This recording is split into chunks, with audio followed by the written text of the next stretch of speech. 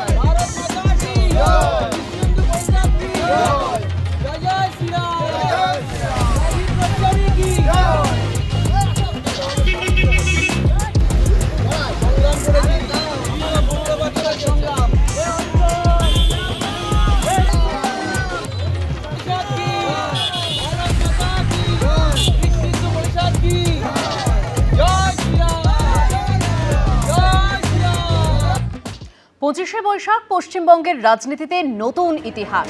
ব্রিগেডে প্রথম বিজেপি সরকারের শপথ, মুখ্যমন্ত্রী হলেন শুভেন্দু অধিকারী। আজ ইতিহাসের সাক্ষী রইল ব্রিগেড।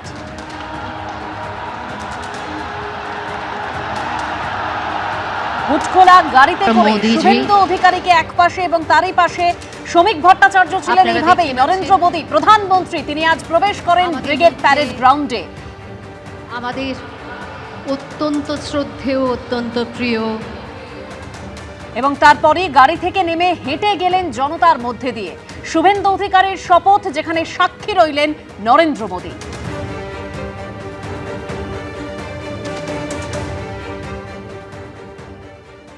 শপথ নিয়ে ভবানীপুরে করতে দেয়নি। 24,000 ভোট পড়েছিল, 20,000 আমি পেয়েছি। নীরব বিপ্লব ঘটিয়েছে এখানকার লোকেরা।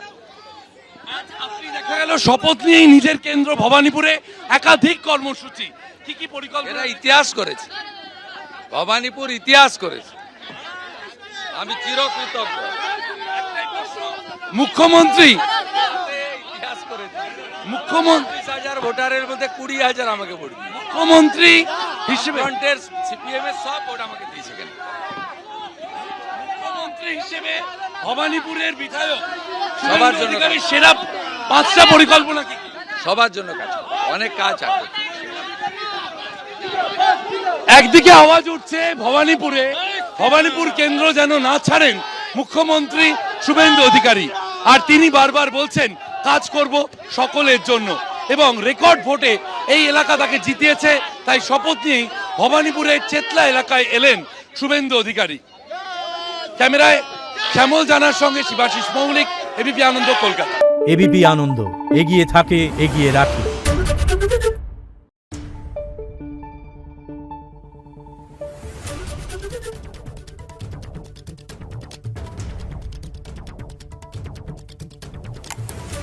Thank you.